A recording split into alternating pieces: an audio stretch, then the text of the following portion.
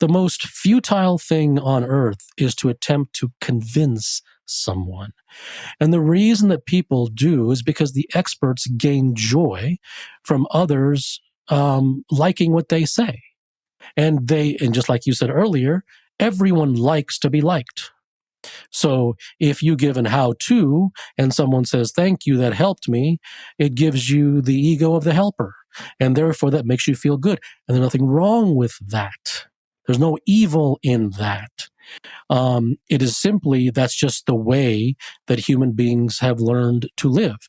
This is one of their pleasure chases.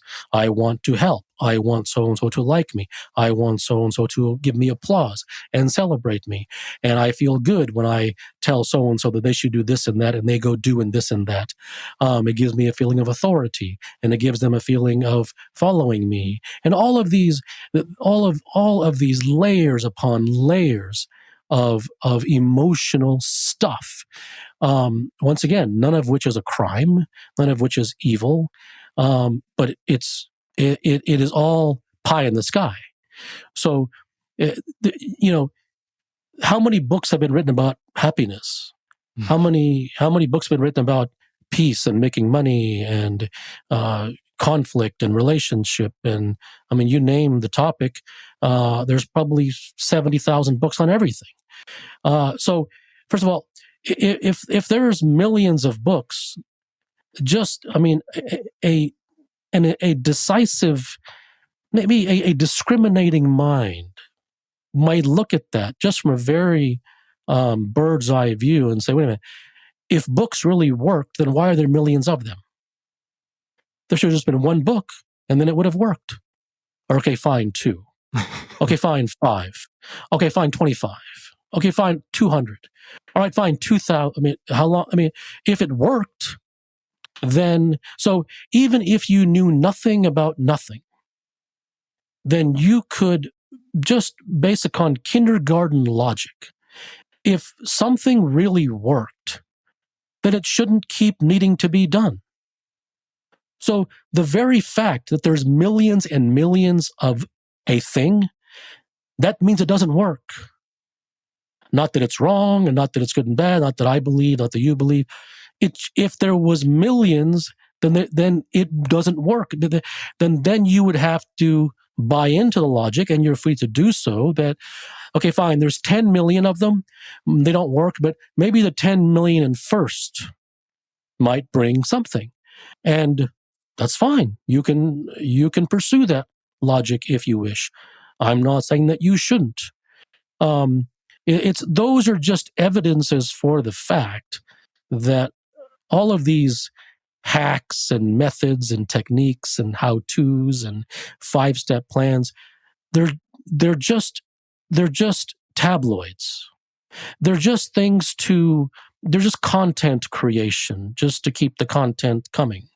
There's nothing real there. It's all for the masses, therefore it's for nobody. It's all for the unserious, therefore it's for nobody. It's all for the insincere, therefore it's for nobody. It's all for the entertainment seekers, therefore it's for nobody. So, and once again, no one should believe a single word that I say. Just examine your own life, because you are most certainly a victim of prescriptions. Everyone is. By examining my own life, I figured out that a lot of it was misery all the way down, right? And it was easy to mask. It was easy to ignore via distraction or entertainment. And as you said, there's nothing wrong with entertainment, and there's nothing wrong with prescriptions as well. A few days ago, I had to reset a Wi-Fi router, and I pulled out the manual, a book, and it helped me with the how-to steps of restoring the factory settings, right? But if I were inventing Wi-Fi, there would be no how-to for that. And I don't like to get bogged down in definitions. That's something I've learned from you, especially from when people talk to you. They're often asking a question about, like, what does it mean to pursue or what does the truth mean?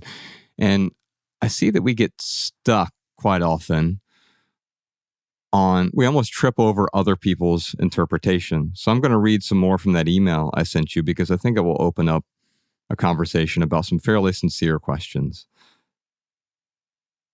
With each month that passed, a new awareness followed, not always from your words, but invariably through the door you had opened. And here were some of those realizations. Excitement is an addiction. I didn't realize how addicted I was to excitement. And we can call it something else. We don't need to define it, but pleasure chasing, the pursuit of happiness, I think would be the way to veil it in a culturally virtuous way. The next insight here is betterment is a cultural disease. This one was a big one for me because throughout my 20s, I climbed the corporate ladder, made better money, purchased better things. But along the way, fundamentally, my life didn't get better. And then I thought I would better my life by getting rid of the things, right? And it was another sort of pursuit of betterment. And as soon as I realized that there was nothing to make better, now sure, there are some circumstances that you can, quote unquote, improve. But as soon as one simply seeks to improve, grow, it seems that it creates more misery in the pursuit itself. Creates misery. And so, Kapil, can we talk a bit about excitement and this disease of betterment? One of the things about the truth, which makes it unpalatable for most, is the fact that there's so many sacred cows and everything is destroyed. And at the end of the day, nothing is left and no one likes to live with nothing. So at some point, a person really comes to the point where he says it verbally or most likely not. Usually it's, mentally to himself, like, well, we're going to get rid of everything. Like nothing is worthwhile then? You're telling me even getting better as a human being, even that you're going to take away? So like everything, the reason that it's seen as being taken away is because it was falsely built to begin with. So all of these things it's easy for people to see that betterment in the form of making more money won't make you happy. That's easy for people to see. But if you say betterment in the form of changing yourself, self-improvement, self-development, growth, all of these things, they're a farce. Well, that's a huge leap because that's sacred.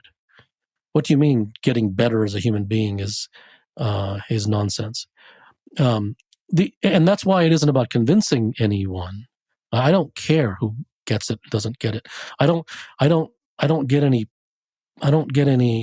good feeling if people agree or if they follow the path of truth. That's great for them. I don't get anything from it, so I don't care.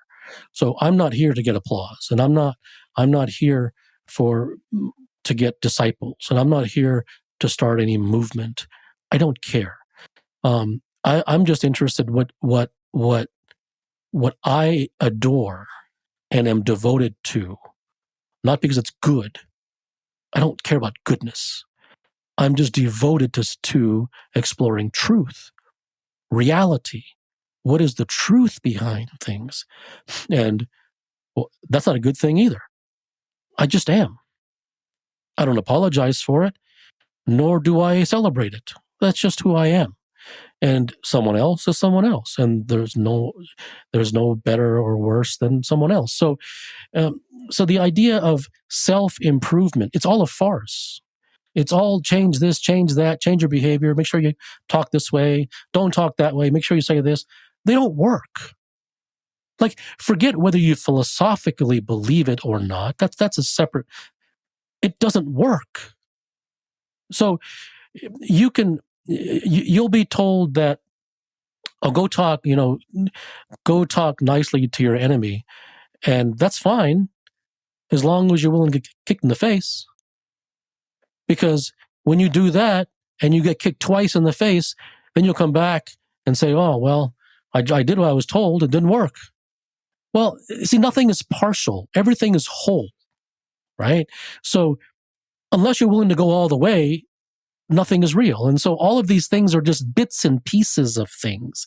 It's like walking in the middle of a conversation, right?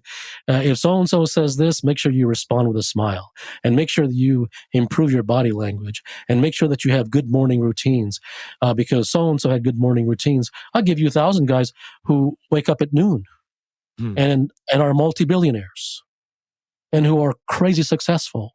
Okay, so don't give me the ice bath and the morning routine and I wake up at this and I go to sleep at this.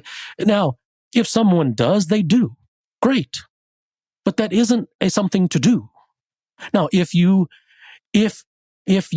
happen to come upon that concept and it resonates with you and you just enjoy it, you enjoy getting up early in the morning, it makes you feel X and Y, and you enjoy going to bed at night because the good night's sleep and then getting up early in the morning makes you feel refreshed, fantastic. That's your own personal experimentation which led to that. Great. I mean, I really mean that. That's great. But there's no like, you should do this.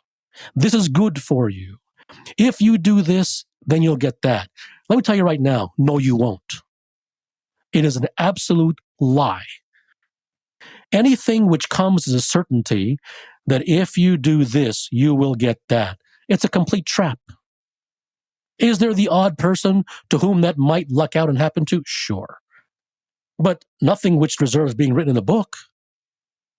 So, I mean, everything is nonlinear. Nothing is a straight line. Nothing is, these are the 5 steps. And you can improve till the cows come home. At the end of the day, how you feel within yourself does not depend upon your self-improvement. Because the world is still going to be the world.